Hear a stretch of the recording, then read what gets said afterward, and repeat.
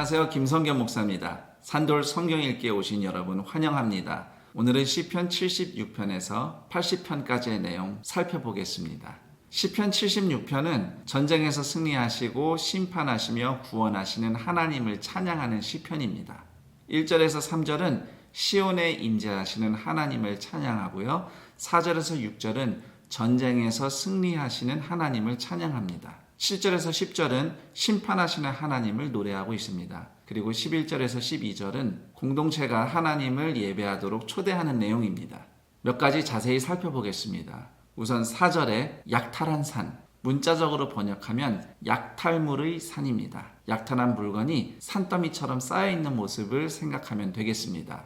그 다음 9절에 온유한 자, 히브리어로 아나브라는 단어인데요. 엎드려진, 비천한 이런 뜻을 가진 단어입니다. 성품이 온유하다 해서 온유가 아니라 비천하고 가난하고 약하다는 의미의 단어입니다. 하나님은 비천한 자를 구원하시고 악인을 심판하신다고 구절이 노래하고 있습니다. 정리해보자면 시편 76편이 노래하는 승리와 구원은 궁극적으로 예수 그리스도의 십자가 구원을 가리키고 있습니다. 그 구원은 이스라엘만을 위한 것이 아니라 땅의 모든 온유한 비천한 영혼들을 위한 것입니다. 시편 77편은 하나님이 은혜 베푸시지 않는 듯한 고통스러운 상황에서 출애굽을 기억하는 시편이 되겠습니다. 이 시편의 배경은 예루살렘 함락 이후의 상황인 것으로 보여집니다. 1절은 하나님께 부르짖으면 하나님이 들으실 것이라는 확신을 표현하고 있고요.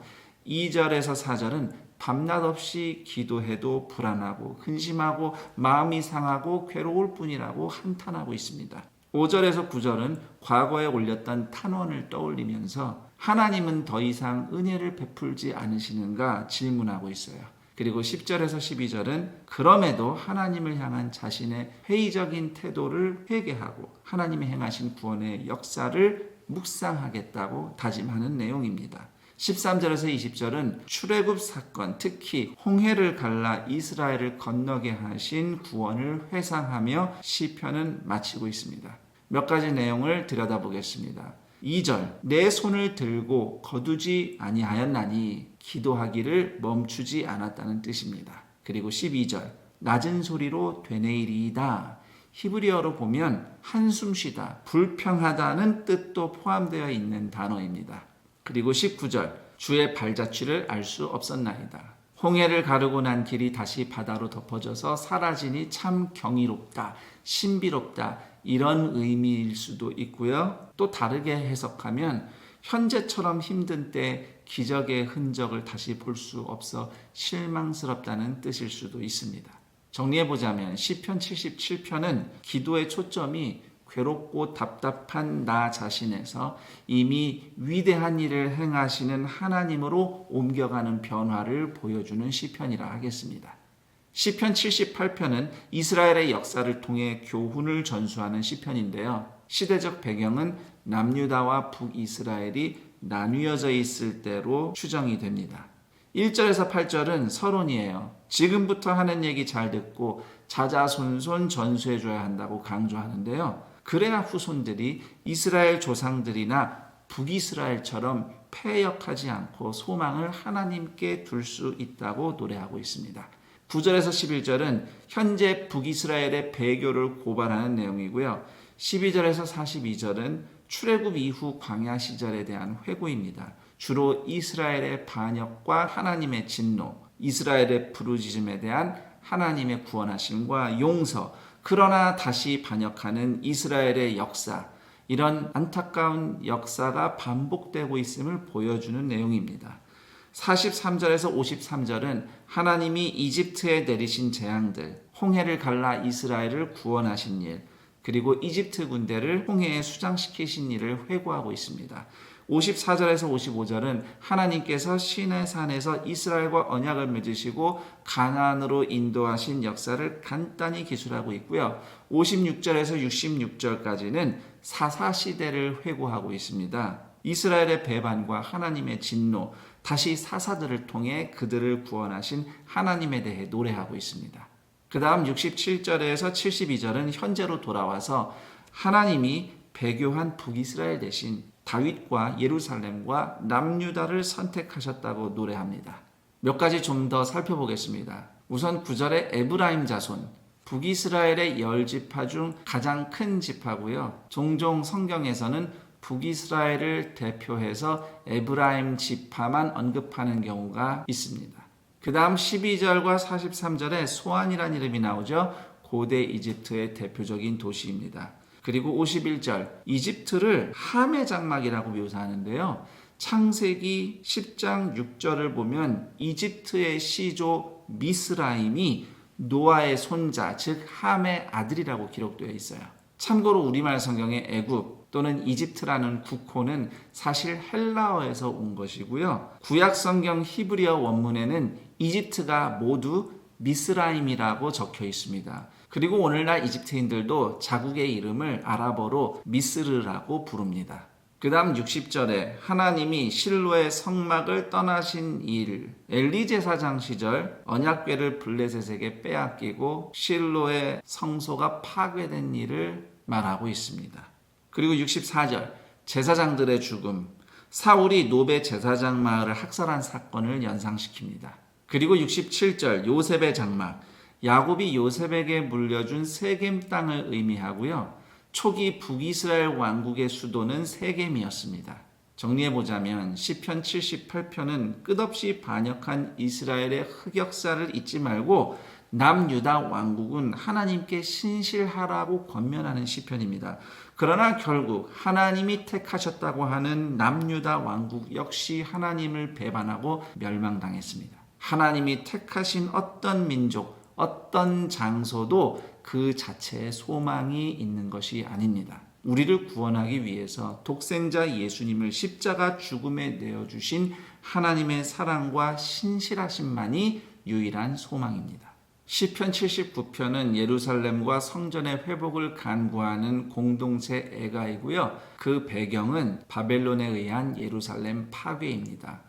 그래서 시편 79편은 오늘날 유대교의 대표 금식 절기인 성전 파괴일에 읽는 시편이 되겠습니다. 성전 파괴일은 유대력으로 아브월 9일, 양력으로는 7월 하순 또는 8월 초순에 위치합니다.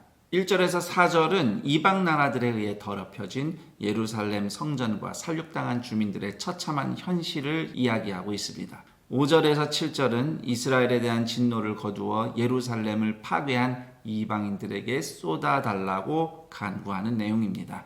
8절에서 10절은 불쌍한 이스라엘의 죄를 용서하시고 대신 이스라엘의 피를 흘린 이방인들의 죄를 물어달라, 보복해달라는 간구입니다.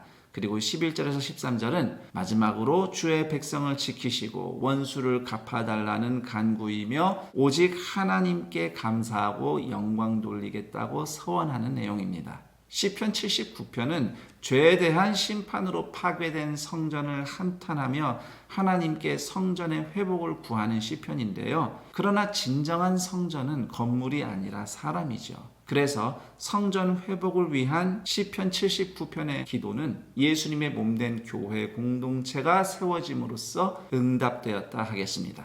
시편 80편은 아삽의 시입니다. 외국의 침략 위기로부터 이스라엘을 구해달라는 기도인데요. 1절에서 3절은 이스라엘을 구원해달라는 간구이고요. 4절에서 7절은 이스라엘에 대한 하나님의 진노를 거두시고 구원을 베풀어달라는 탄원이고요. 8절에서 19절은 하나님이 옮겨 심으신 포도나무와 같이 이스라엘을 돌봐달라, 들짐승 같은 이방인들로부터 지켜달라는 탄원입니다. 몇 가지 내용 살펴보겠습니다.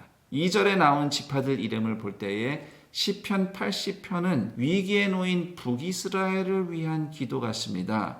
그런데 제목은 아삽의 시예요. 아삽은 남유다, 예루살렘에서 활동한 사람이죠. 그러니까 남유다가 형제인 북이스라엘 왕국을 위해 올린 기도 시편인 셈입니다. 그리고 4절, 노하시리까, 히브리어를 직역하면 연기를 내뿜다, 진노하다라는 단어입니다. 자, 지금 성전에서 기도를 하고 있는데요. 성전의 기도 시간은 곧 분향 제사를 올리는 시간이기도 합니다. 그래서 4절의 내용은 성전에서 분향 연기와 함께 기도를 올리고 있는데 같은 시각에 하나님이 진노의 연기를 뿜으시는 장면을 그리고 있는 셈입니다. 아무리 기도해도 하나님의 응답이 없이 분향제단 연기만 고요히 타오르고 있는 그 장면, 하나님의 진노가 타오르고 있는 장면인 것이죠. 그리고 8절의 포도나무는 보통 이스라엘을 상징하지만 궁극의 포도나무는 예수 그리스도이십니다. 그래서 시편 80편에 포도나무의 파괴는 예수님의 고난에 대한 예언이 되기도 합니다. 14절 하나님께 돌아오소서라고 기도하고 있는데요. 19절에 보면 우리를 돌이켜 주소서라고 기도가 바뀝니다. 회복을 구하는 기도가 회개 기도로 변화된 것이죠. 그리고 15절에 가지라는 표현은 히브리어로 보면 아들이라는 뜻도 있어요. 그래서 15절 16절에 불타고 배임당하는 가지는 십자가에 못 박히신 하나님의 아들을 생각나게 합니다. 그러므로 시편 80편의 간구는 예수님이 부활하심으로써 성취되었다고 하겠습니다. 여기까지 시편 76편에서 80편까지의 내용 살펴봤습니다. 저는 여기서 인사드리고 다음 시간에 다시 찾아뵙겠습니다. 감사합니다.